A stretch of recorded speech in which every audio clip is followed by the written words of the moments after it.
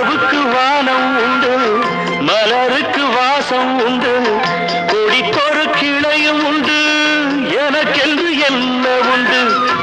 ஏன் படைத்தானோ இறைவனும் என்னை? மனதில் எனக்கு நிம்மதி இல்லை.